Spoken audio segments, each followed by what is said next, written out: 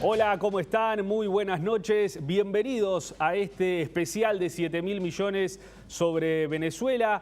Nos adelantamos un poco en el estreno, aparecemos hoy para analizar todo lo que está sucediendo en Venezuela, un poco el contexto de lo que pasa en el país caribeño y también lo que ha sucedido en Montevideo. En la promo decíamos, ¿y después de Montevideo qué? Dos conferencias que se desarrollaron en nuestro país con dos resoluciones distintas y eso lo vamos a estar analizando hoy en 7.000 millones. ¿Son compatibles? ¿No son compatibles? Uruguay firmando estas dos resoluciones, la del mecanismo de Montevideo que invita al diálogo y también la del Grupo Internacional de Contacto que propone que se desarrollen cuanto antes elecciones presidenciales anticipadas en Venezuela. Para analizar esto tenemos a nuestro analista internacional Álvaro Padrón. Bienvenido, Álvaro, a este especial de 7.000 millones. ¿Qué tal, Maxi? Volviendo a la cancha. Acá estamos. Con un gran tema.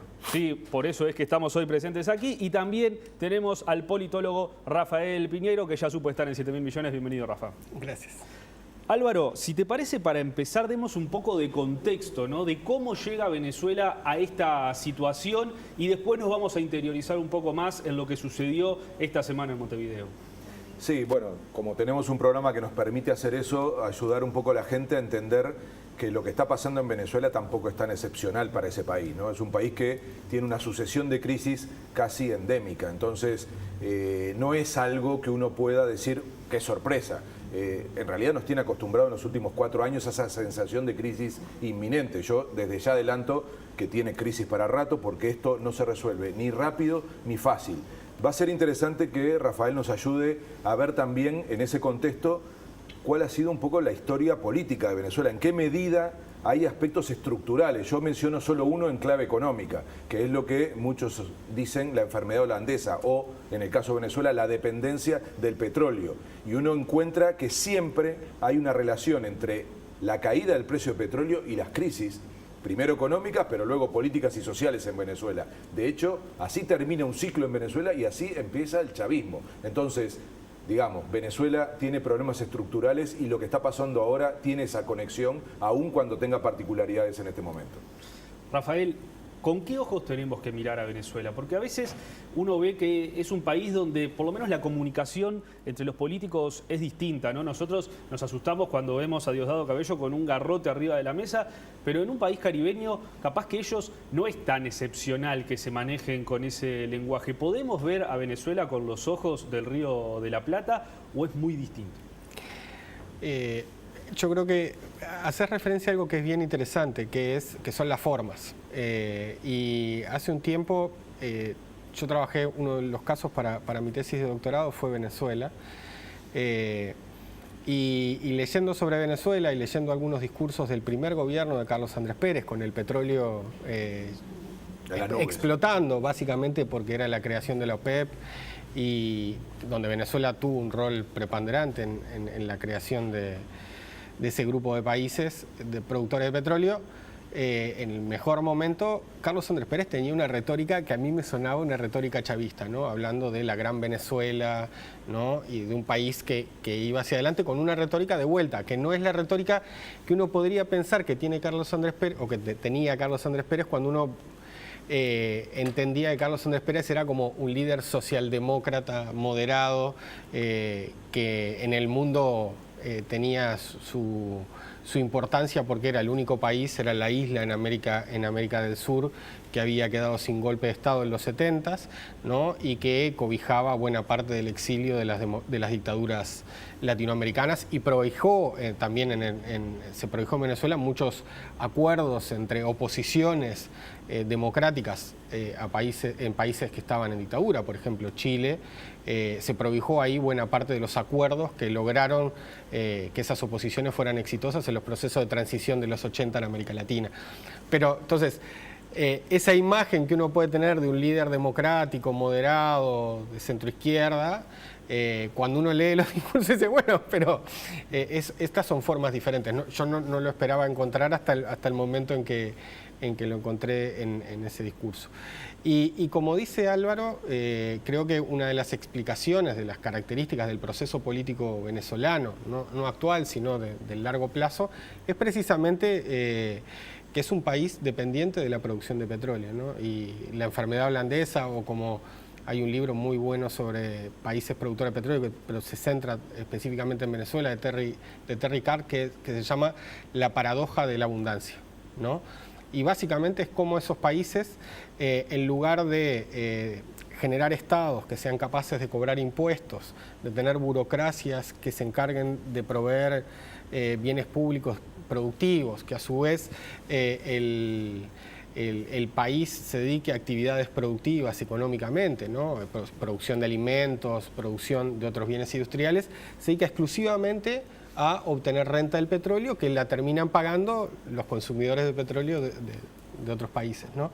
Entonces eso hace que sea una política, una economía y una política muy particular, donde todos los sectores juegan en función de esa producción de petróleo.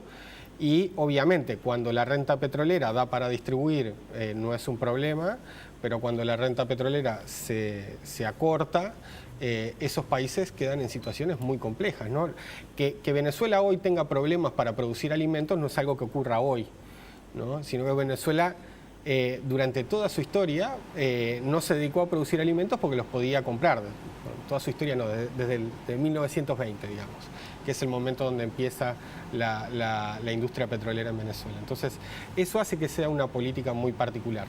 Por las formas, en el estilo caribeño, sí, pero también por las características de la estructura socioeconómica de ese país. Bien, vamos a ir metiéndonos de lleno en lo que dejó ayer la reunión del Grupo Internacional de Contacto sobre Venezuela. Vamos a ver la primera parte de la conferencia que se desarrolló en Torre Ejecutiva.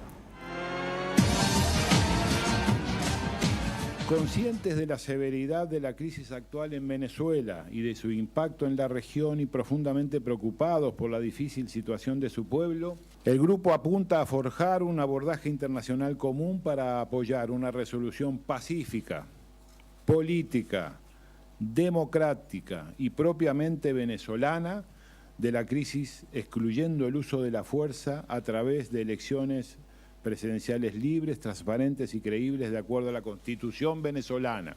El CGI destaca que las libertades fundamentales y los derechos humanos de todos los venezolanos deben ser respetadas, deplora los muertos y heridos causados por el excesivo uso de la fuerza. El CGI también reconoce la crisis humanitaria que se continúa profundizando día a día, afectando a millones de venezolanos. La declaración ha sido adoptada por Uruguay, Unión Europea, Costa Rica, Ecuador, España, Italia, Portugal, Suecia, Alemania, Francia, Países Bajos y Reino Unido.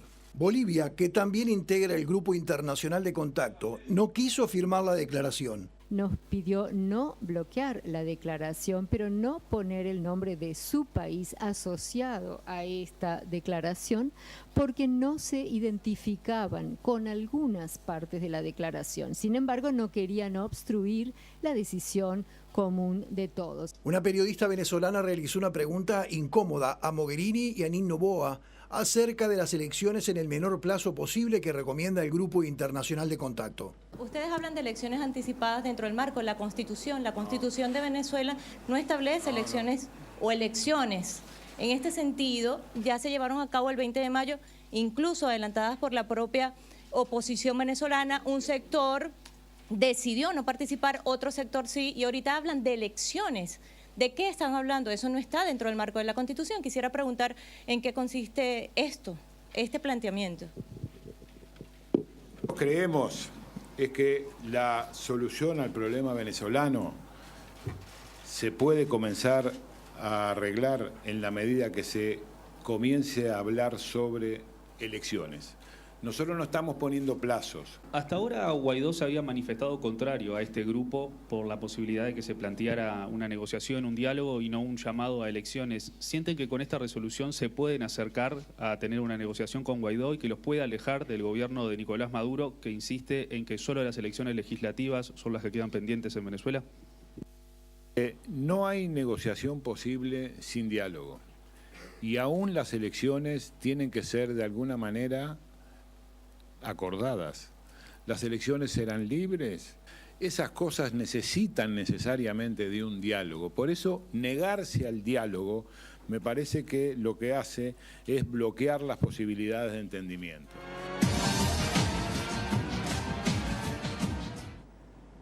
Muchos pensaban que la conferencia del Grupo Internacional de Contacto iba a ir por otro lado, sobre todo después de lo que había sido la resolución del mecanismo de Montevideo, que lo vamos a estar analizando más adelante en este programa especial de 7.000 millones. Pero Álvaro, ¿cómo llegamos a este punto? Como decíamos en la promo, ¿no? Y después de Montevideo, ¿qué? ¿Qué nos trajo hasta acá y qué puede seguir ahora?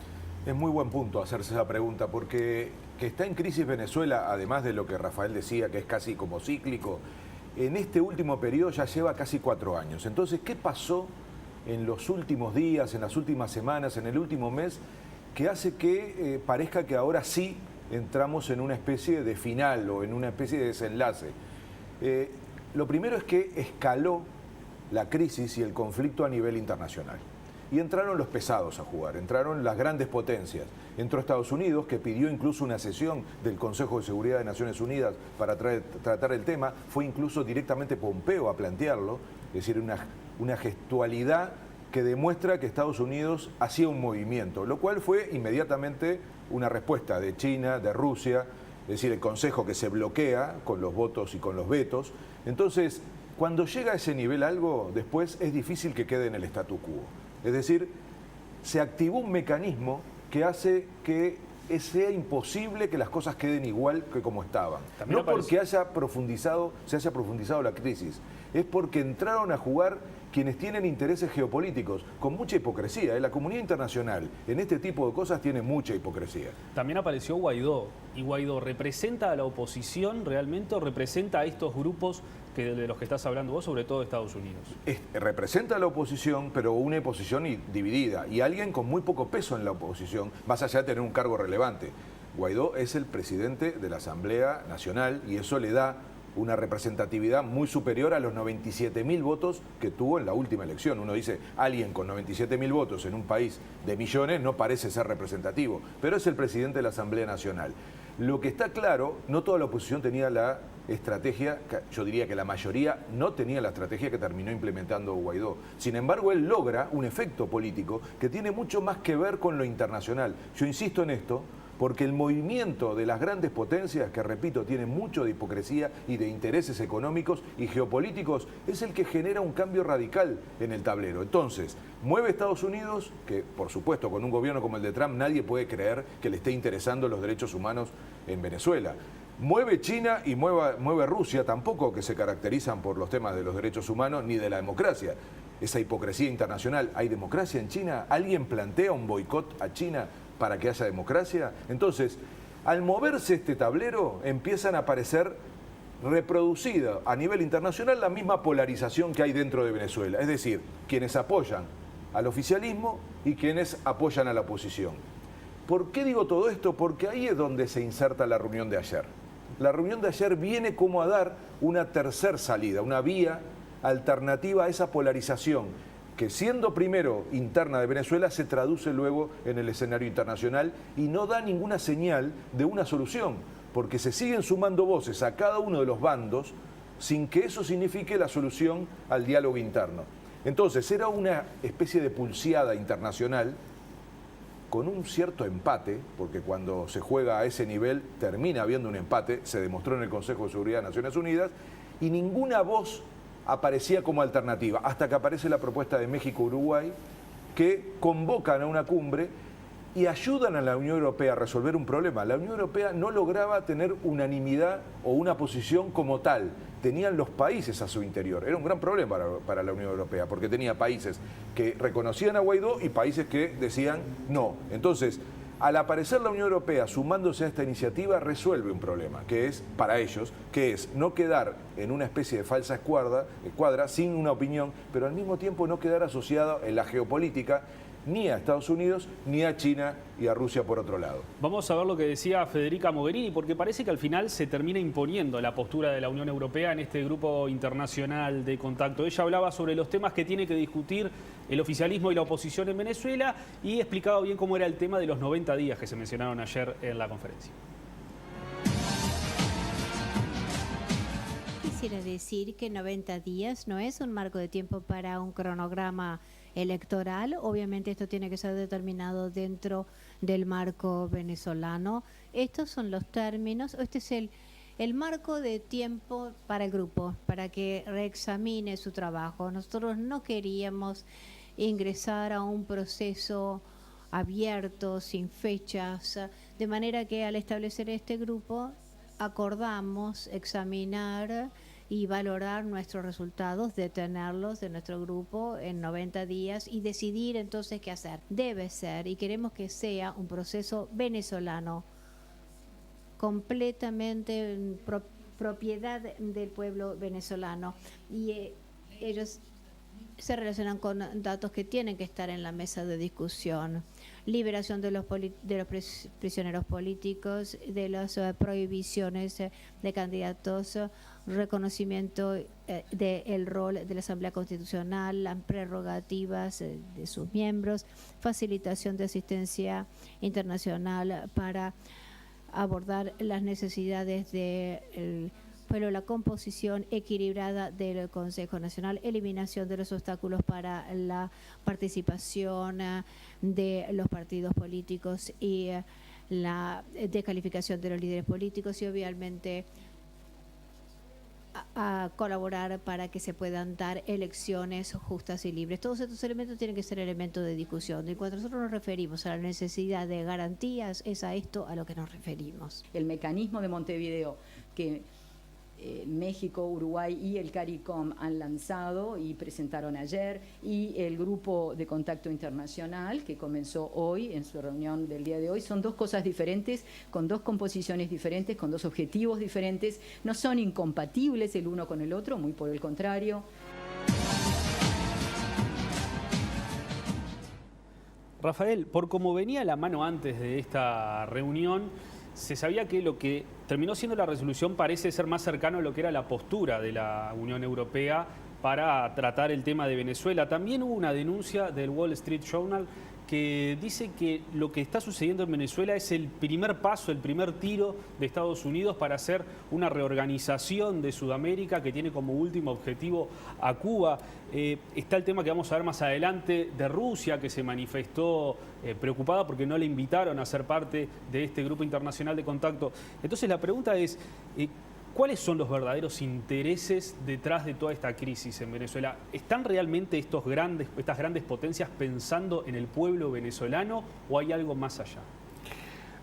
Hay dos cosas a partir de las cuales los países toman posiciones en política internacional. La primera es, hay varios factores, ¿no? Hay factores que son ideológicos, ¿no? De principios, de cómo creen que debería organizarse el mundo, qué cosas creen que debería promoverse, qué cosas creen que deberían combatirse. El otro es seguridad, ¿no? Ya en términos más realistas, cómo hacen que determinadas regiones del mundo sean seguras para sus propios intereses. Y después, obviamente, hay intereses, ¿no? Y es una combinación de esas tres cosas lo que termina definiendo cuál es la posición de los países. Y muchos de esos intereses son intereses económicos, pero otros son intereses políticos, e intereses políticos que no son sobre la región, sino muchas veces son intereses políticos nacionales, ¿no? Simplemente hay que ver lo que está ocurriendo en Uruguay para darse cuenta cómo las posiciones que adoptan unos u otros actores políticos, incluso la posición que adopta el gobierno, está centrada también en parte de lo que ocurre en Uruguay, mucho más que lo que ocurre en Venezuela. Y eso es lo que ocurre en todos los países del mundo cuando intentan definir su política internacional, más en asuntos que son tan delicados y álgidos como este, ¿no? Incluso, como decía Álvaro, este es un proceso donde no solo hay hipocresía, sino que hay una lectura que no necesariamente es la única lectura que se puede hacer de cómo es el proceso institucional venezolano, ¿no? Es decir, las elecciones que dan lugar a la elección de Maduro para un segundo periodo son elecciones donde la oposición dudó entre presentarse o no, ¿no? Es más, se presentaron candidatos de la oposición y fueron criticados por la propia oposición. Pero incluso en la Mesa de Unidad Democrática, los partidos mayoritarios demoraron bastante. Acción Democrática, que es el partido más tradicional venezolano, que ya viene de la democracia del punto fijo, y Primero Justicia, que es el partido de Enrique Capriles, que también fundó Leopoldo López, pero después se abrió, que son los dos partidos más importantes que estaban en esa mesa, demoraron mucho más que los partidos menores, incluso que el partido de Guaidó y de Leopoldo López, que es Voluntad Popular, que es un partido que tiene posiciones mucho más extremas respecto a cómo lidiar con la realidad venezolana, ¿no? Entonces, obviamente esas elecciones terminan viéndose como elecciones que no son legítimas, en parte porque la oposición deslegitima ese proceso, ¿tá? También porque Maduro en los años anteriores hizo bastante porque el escenario para presentarse a esas elecciones no fuera un escenario necesariamente creíble. En particular, luego de que pierde las elecciones de la Asamblea Nacional y opta por bypassear a esa Asamblea Nacional en una estrategia que varios gobiernos en América Latina han tenido y generar una Asamblea Constituyente que sustituya las labores de ese Congreso. La desacato a la Asamblea. Entonces, el proceso es un proceso donde desde hace bastante tiempo Venezuela es un sistema que uno puede llamar, o que llamamos, por lo menos desde la ciencia política, autoritarismo competitivo, que es un sistema donde el campo de juego no está equilibrado para el gobierno y para la oposición. Pero a diferencia de los autoritarismos puros y duros, o de lo que llamamos dictadura, existe la posibilidad de que el gobierno pierda las elecciones y otro partido o partidos de la oposición asuman el gobierno. Lo que pasó en este proceso es que cada vez Venezuela se parece menos a un autoritarismo competitivo y se parece más a un autoritarismo, por muchas cosas que el propio gobierno de Maduro ha hecho. Ahora, voy a otro punto que a mí me parece interesante también para entender cuál es el verdadero problema de lo que ocurre en Venezuela. No es un problema simplemente de régimen político, es un problema institucional. ¿Qué quiero decir con que es un problema institucional? Es que las reglas de juego no le creen ni el gobierno ni la oposición. Y tanto el gobierno y los partidarios del gobierno como los partidarios de la oposición, ya no tienen vías institucionales, o las vías institucionales pasaron a un segundo plano y se enfocan en lo que se llama acción directa, es decir, a llevar la política a la calle. Obviamente que eso es una política bastante más violenta y es lo que hace mucho tiempo que los politólogos no usamos este concepto, pero es algo que se empieza a ver en América Latina y que se veía en los 60 con otra configuración, que es lo que se llama pretorianismo de masas, que es precisamente cuando las instituciones pierden valor para los actores políticos y entonces ya no importa si eso es una democracia o es una dictadura, o no importa si eso es una democracia o no, básicamente porque ya nadie cree en el juego democrático. Entonces, el asunto es que llegado a ese lugar, ¿no? Y donde hay dos partes enfrentadas, dos partes que ni siquiera son uniformes, ¿no? El problema, creer que la solución pasa por esperar, sentarse a esperar y cercar todo lo que se pueda al gobierno y esperar que el gobierno caiga, digamos, y que a partir de ahí naturalmente va a iniciar un proceso de normalidad democrática, es impensable, ¿no? Precisamente los países que recuperan que recuperan para los actores políticos cierto valor de las instituciones, son procesos que parten no del colapso de un gobierno, sino que parten de una negociación. Entonces, por eso el proceso de negociación es importante, porque si el panorama quedaba como los que defienden a Maduro versus los que están en contra de Maduro, dentro de Venezuela lo único que iba a ocurrir es que Maduro se va a parapetar en estar en el gobierno y los militares van a parapetarse defendiendo a Maduro. Vamos a hablar un poco más de por qué ocurre esto. Y del otro lado, la oposición va a sentarse a esperar y a tratar de desestabilizar todo lo que pueda con movilización a ese gobierno. El tema es que la solución puede tener dos resultados. Un resultado es el colapso del gobierno de manera pacífica, cosa que es poco esperable, y la otra, dada la circunstancia, y eso es lo que podemos hablar de cuál es la conformación entre el gobierno de Maduro y los militares, cuál va a ser la otra solución es la solución que no es pacífica, ¿no? Donde quienes están en el gobierno, como detentan las armas, van a tratar de defenderse del derrocamiento de ese gobierno. Y eso es lo más preocupante, digamos, y es lo que debería preocupar a la comunidad internacional mucho más que tomar partido o denunciar un régimen o denunciar las violaciones. Obviamente, también es importante denunciar las violaciones de los derechos humanos, pero La preocupación respecto al proceso venezolano en sí debe ser una preocupación respecto a cómo se ayuda a esos actores políticos a resolver ese problema.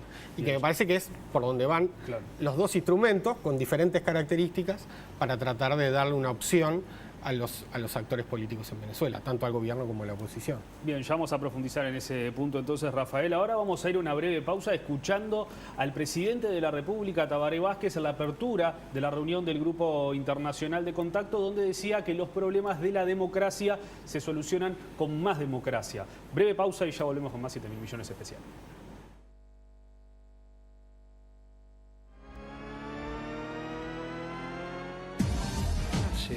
Del vacío histórico, sino que es consecuente con las líneas de larga duración de la política exterior del Uruguay en referencia a la no intervención, a la igualdad soberana de los estados, a la autodeterminación de los pueblos, a la solución pacífica de las controversias, protección y promoción de los derechos humanos. Tampoco flota en el vacío legal, sino que se sustenta en el derecho internacional al que el Uruguay adhiere permanentemente. No aspira a ser la solución ideal, pero intenta aportar a una solución posible y sobre todo, quizás, la mejor para Venezuela. Una salida pacífica y democrática de la situación que vive. Porque tengámoslo muy claro, la mayor disyuntiva que hoy tiene planteada Venezuela es entre la paz o la guerra.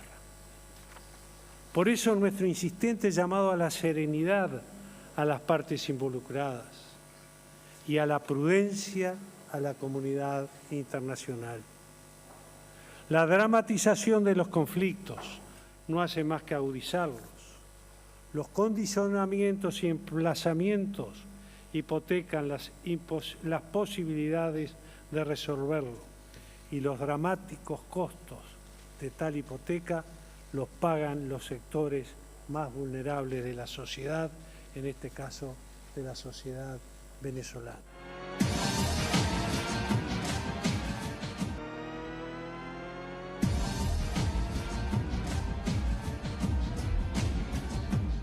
Seguimos con este 7.000 millones especial Venezuela.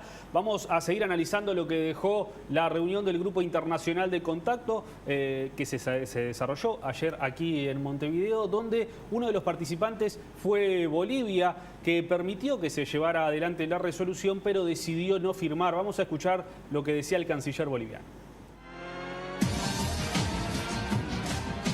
Nosotros hemos participado de la reunión, estamos predispuestos a seguir contribuyendo con el grupo de contacto promovido desde la Unión Europea. También estamos predispuestos a seguir trabajando con los otros países que promueven el diálogo. En ese marco hemos participado de esta reunión, sin embargo, no firmamos la misma porque no estamos de acuerdo con la integridad de la declaración que se ha presentado. No debe ser un tema impuesto, no deben ser temas que ya estén predefinidos antes de que se establezcan las mesas de diálogo. ¿En materia humanitaria cómo piensan actuar? Nosotros estamos dispuestos a seguir discutiendo cuáles son los mecanismos. Creo que hay organismos multilaterales especializados para el tema de la cooperación en situaciones de dificultades en varios países y pues habrá que trabajar en coordinación con estas. ¿Reconocen que se necesita ayuda humanitaria en Venezuela? Hay una situación de dificultad, hay una situación de crisis económica y creo que todos somos conscientes de aquello, pero también debemos reconocer que en gran medida la crisis económica se está agravando por el bloqueo económico que han generado los países.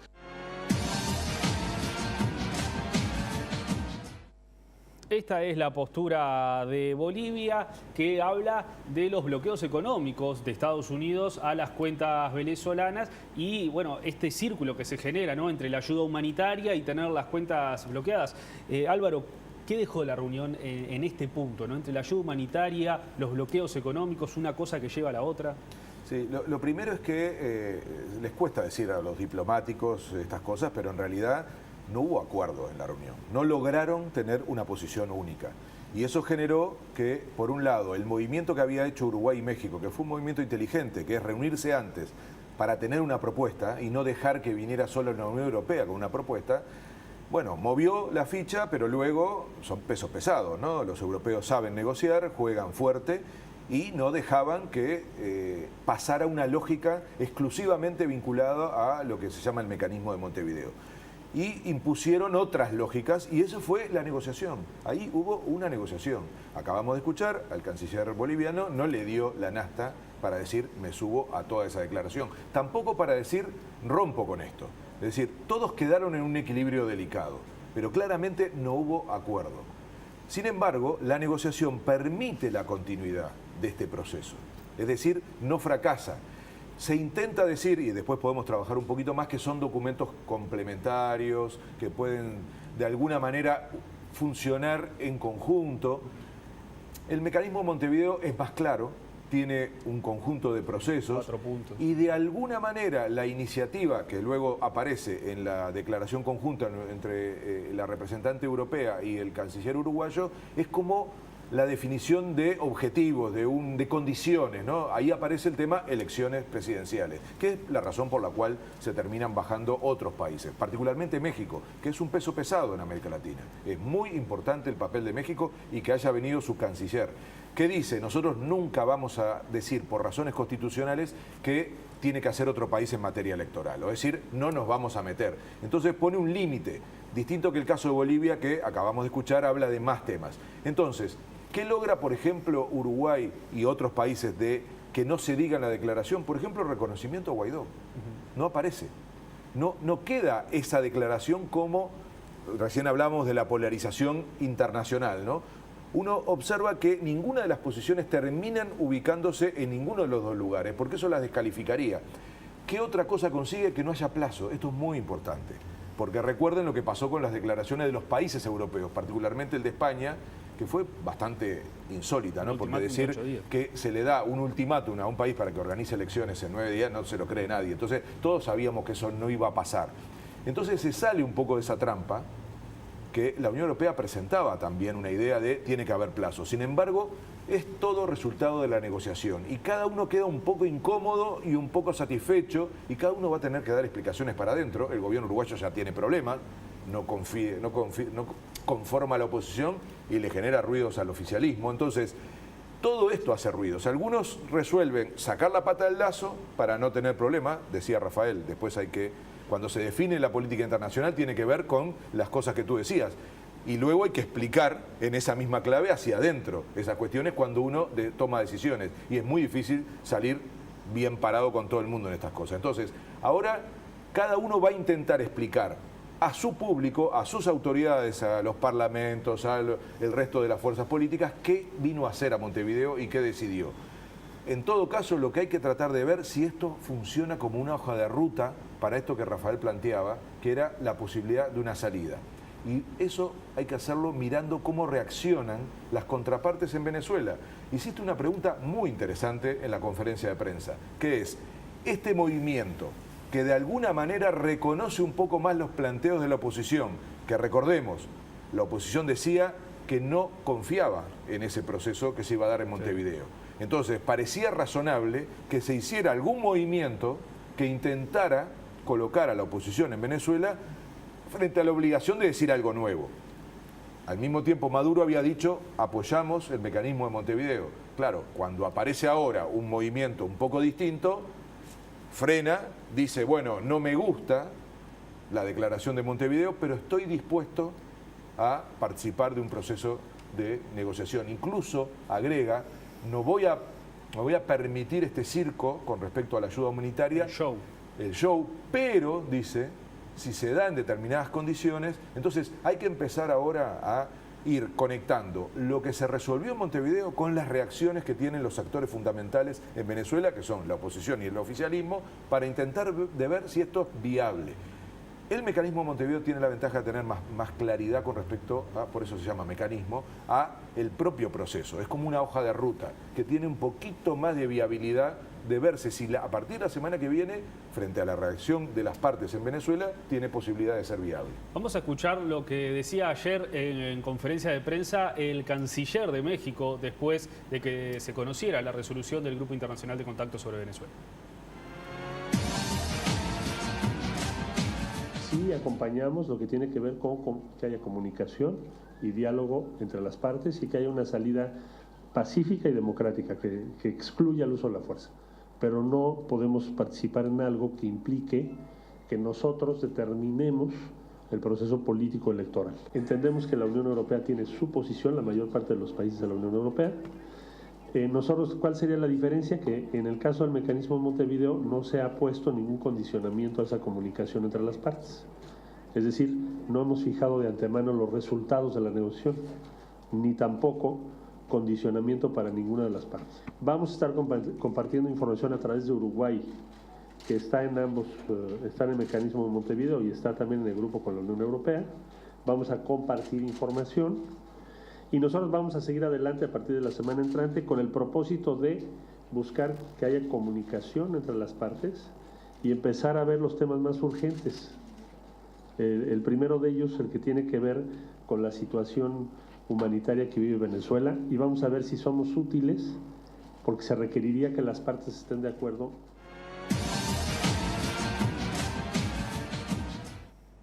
Ebrard ahí lo decía, ¿no? La postura de México, que después la vamos a analizar un poco más en profundidad cuando hablemos del mecanismo de Montevideo, es la del diálogo, la de la negociación, pero hay que unir a las partes.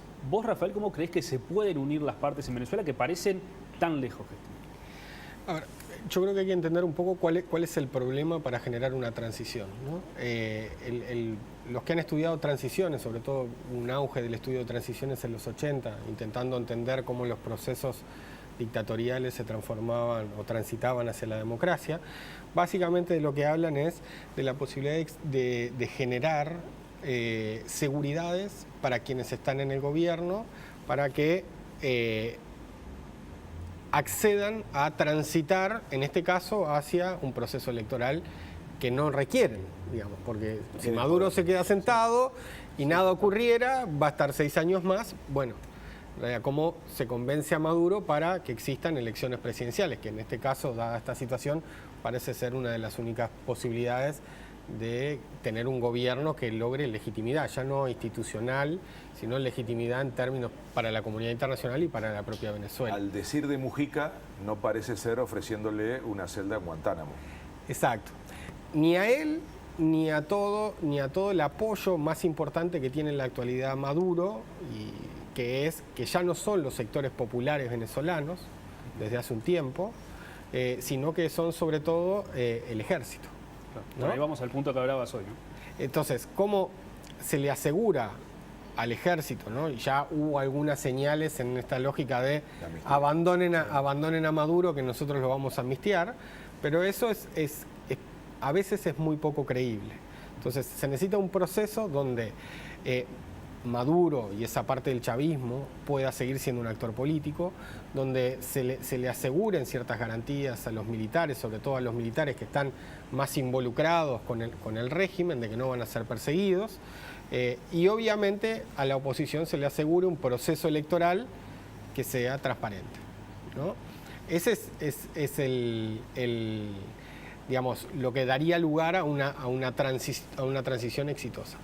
El problema que hay es que sean esos acuerdos creíbles para quienes están hoy en el gobierno y en el poder, y para quienes están en la oposición, esos acuerdos sean una solución mejor a esperar que se defonde el gobierno.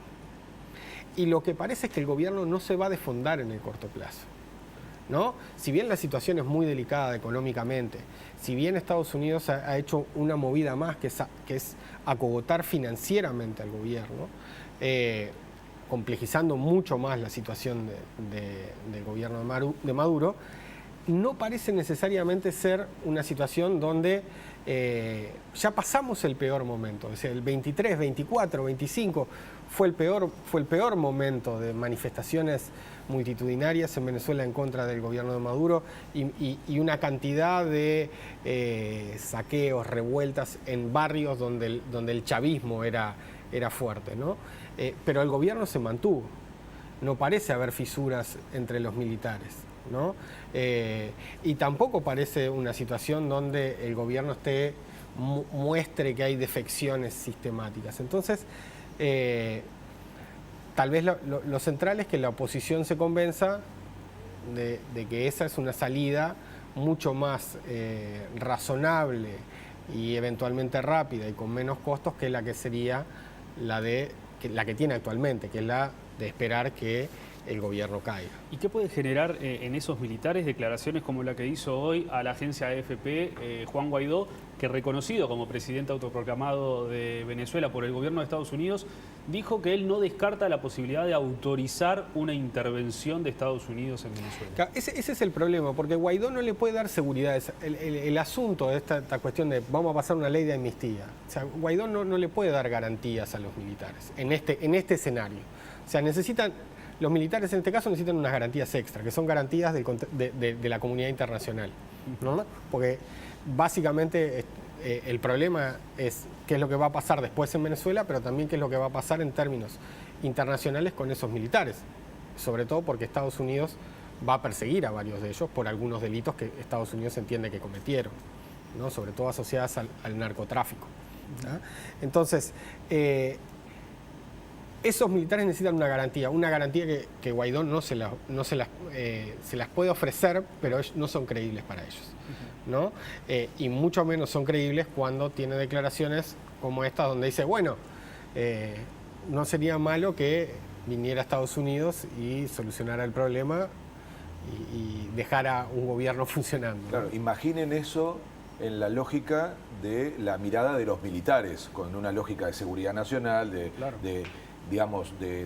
proteger la patria. O sea, en realidad es un discurso que suena a amenaza, pero que complica mucho esa credibilidad de Guaidó. Y es más, acaba de ocurrir una cosa que hay que observar. El lunes, cuando se reúne el Grupo de Lima, da un movimiento de una posición que era hasta ahora muy dura, muy conservadora, muy crítica del gobierno de Maduro, y dice que lo que no van a aceptar nunca es una intervención militar externa.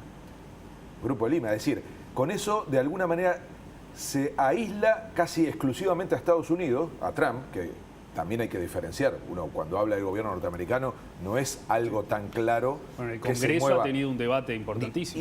Y el Pentágono, en particular, los mandos militares norteamericanos no van a andar en cualquier aventura, por más que Trump la ande anunciando. Entonces, y menos en una región que ellos no quieren tener problemas de este estilo, que después no tengan mucha tranquilidad para controlar. Entonces, yo creo que aísla ese tipo de manifestación, lo aísla Guaidó, que en realidad estaba construyendo bastante adhesión internacional.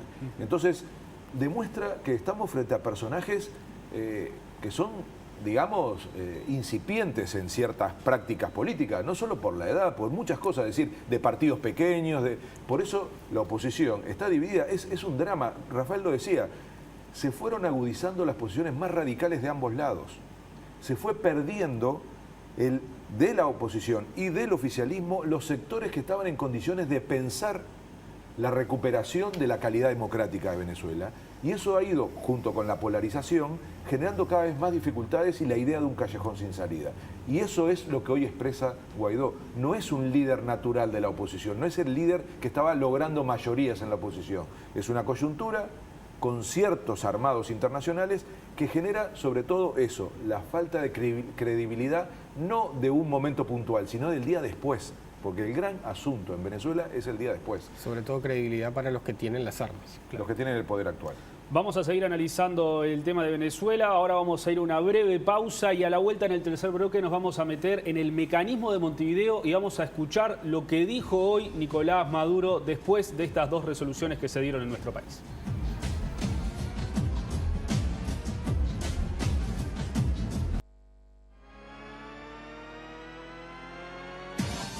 Cancilleres de Uruguay y México dieron a conocer el mecanismo de Montevideo, que inicia un proceso para generar instancias de diálogo en Venezuela. Se desarrollará en 4 fases. Diálogo inmediato.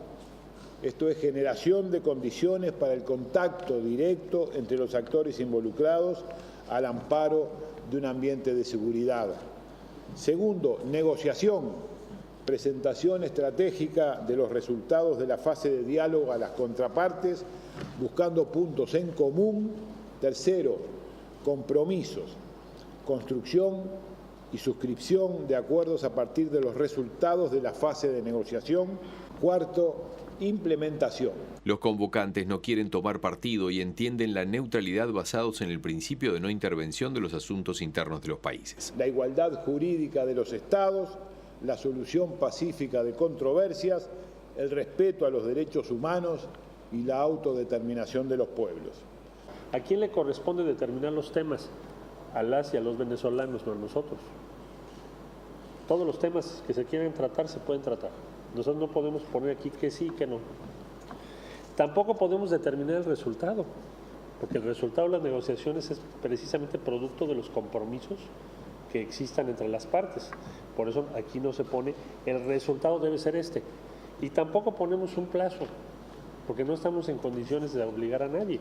Esto depende de que las partes lo quieran hacer. ¿Con qué plazo? Ojalá sea muy pronto, porque la situación en Venezuela nos preocupa mucho, por eso estamos aquí todos. Establecerán la menor cantidad de condiciones posibles. Yo creo que cuanto más condiciones se pongan para el diálogo, más difícil es conseguir un resultado favorable.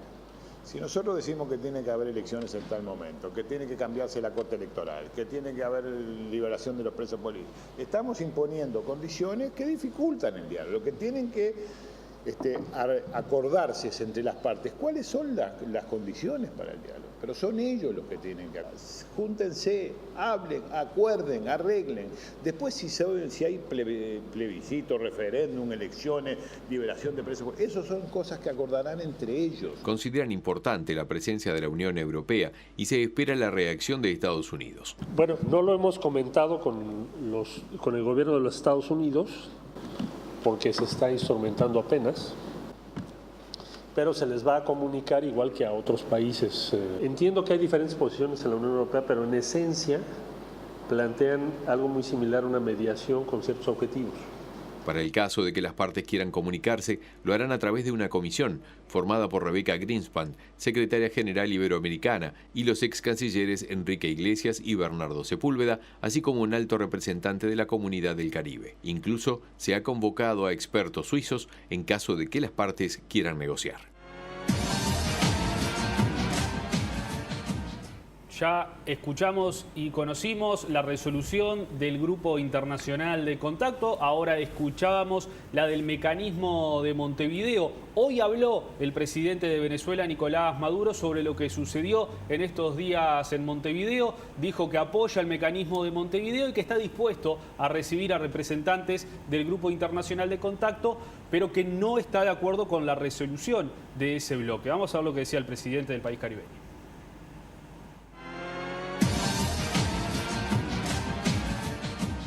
Montevideo hubo dos resoluciones. Nosotros suscribimos plenamente los pasos del mecanismo de Montevideo del 6 de febrero. Han definido un mecanismo diplomático para el diálogo, respetuoso, con 4 fases. Han definido con bastante precisión y cuidado político, institucional, democrático.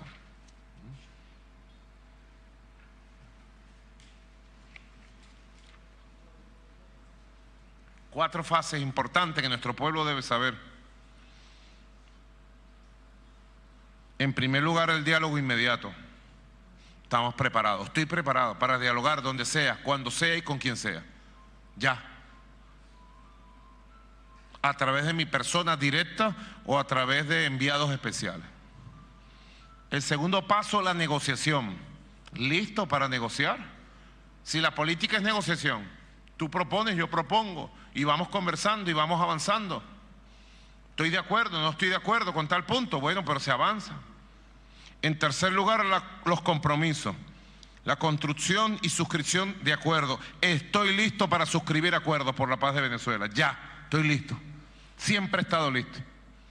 Y en tercer lugar, la implementación y los mecanismos de compromiso siempre establecidos en cualquier acuerdo. Venezuela suscribe plenamente y se incorpora a las convocatorias del mecanismo de Montevideo. Ahora, también en Montevideo, ayer 7, jueves 7, hubo otro documento del grupo de contacto de la Unión Europea. Como lo dice, es un grupo de contacto. No estamos de acuerdo en el contenido del documento. Rechazamos la parcialización, la ideologización del documento del grupo de contacto. Pero estoy listo y dispuesto para recibir cualquier enviado del grupo de contacto y establecer contacto. Contacto visual, contacto físico, contacto mental, hablar y ojalá nos escuchen. Ojalá el grupo de contacto de la Unión Europea sirva para escuchar a Venezuela en estos 90 días que ellos se han dado. Ojalá. Bienvenido el grupo de contacto de la Unión Europea, aunque les digo desde ya que estoy totalmente en desacuerdo con la parcialización y la ideologización en que ustedes han caído producto del extremismo con que ven a Venezuela.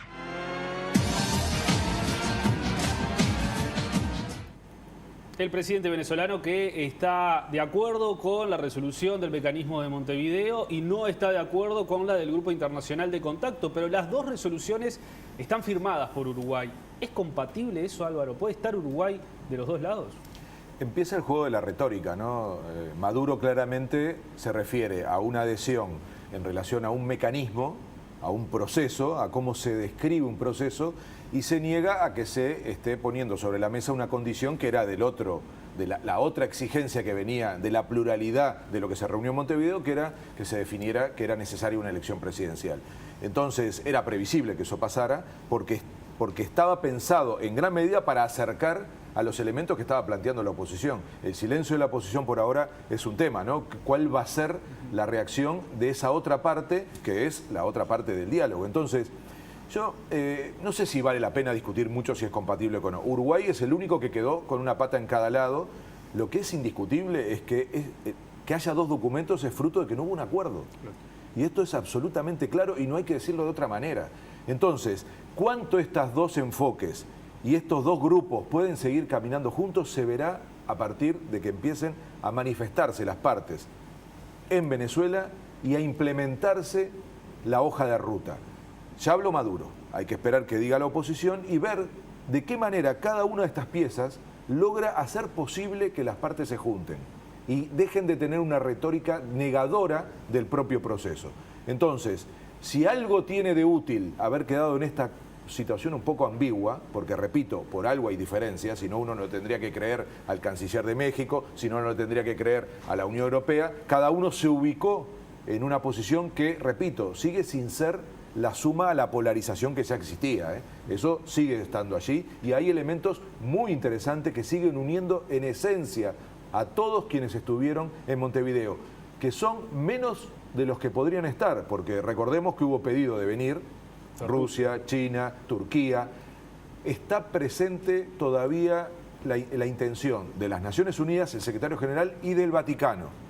Cartas a jugar en este proceso. Lo único que dijo Guaidó últimamente es que le interesaría la mediación del Papa. Sí. De lo poco que ha dicho a partir de lo que pasó ayer en Montevideo. En fin, yo creo que hay que seguir viendo cómo se posicionan las partes, a ver cuánto de esto realmente termina siendo una salida o un proceso que le permita este acercamiento que Rafael planteaba como condición para llegar a un pacto. Nadie usa esa palabra, yo la uso. Esto termina en un pacto. Y hay experiencia internacional que demuestra cómo se debería hacer.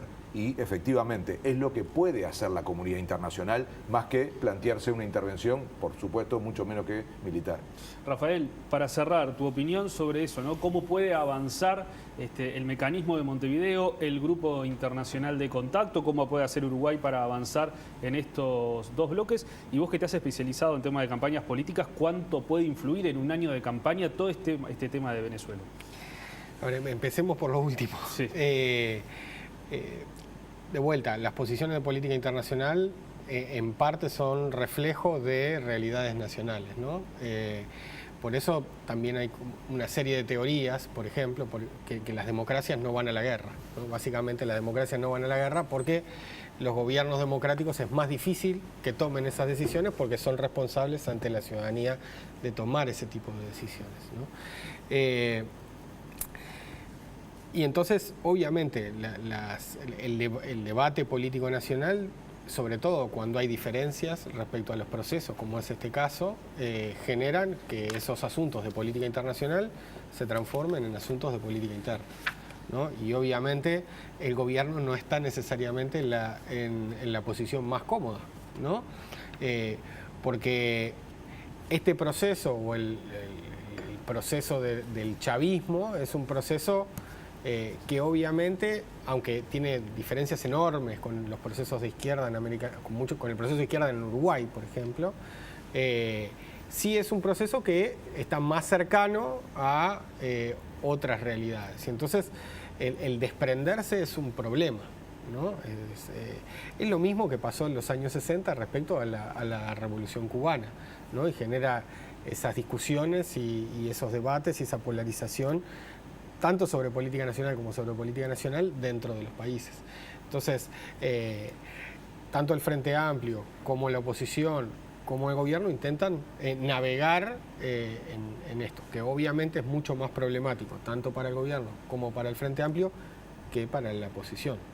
Aunque la oposición tampoco, digamos, en el lugar que ha quedado en términos de cómo se ha configurado el eje de países en contra del gobierno de Maduro o que pide, digamos, la salida del gobierno de Maduro, ha quedado también en posiciones que lo llevan a cosas que son extrañas, por ejemplo, a estar cerca de procesos que son más intervencionistas en política exterior, ¿no? Que rompe incluso con la tradición de esos mismos partidos, ¿no? Sobre todo el Partido Nacional. Bueno, de esta forma tenemos que llegar al final de este programa especial de 7.000 millones, donde estuvimos analizando un poco más en profundidad lo que está sucediendo en Venezuela, lo que dejó estas dos reuniones en Montevideo. En marzo comienza la cuarta temporada de 7.000 millones y ahí vamos a estar otra vez, sin lugar a dudas, hablando de Venezuela. Rafael nos va a estar acompañando nuevamente porque tenemos un año de campaña electoral, no solo en Uruguay, sino que también en Argentina, en Bolivia, con un fin de semana que va a ser intenso, que coinciden las 3 elecciones, ¿no? Último domingo de octubre. Ahí vamos a tener las elecciones en Uruguay, Argentina y Bolivia. De todas formas, pueden ver la repetición de este programa especial de 7.000 millones el próximo domingo a las 19:30 y a partir de mañana, como siempre, estará en el canal de YouTube de Televisión Nacional. Gracias, Álvaro, por estar hoy aquí en este programa especial. Gracias, Rafael. Seguramente se quedaron con ganas de decir muchas más cosas, pero bueno, teníamos una hora y creo que la aprovechamos bastante bien. Nos reencontramos en marzo con la cuarta temporada del Periodístico Internacional de la Televisión Pública. Gracias por estar.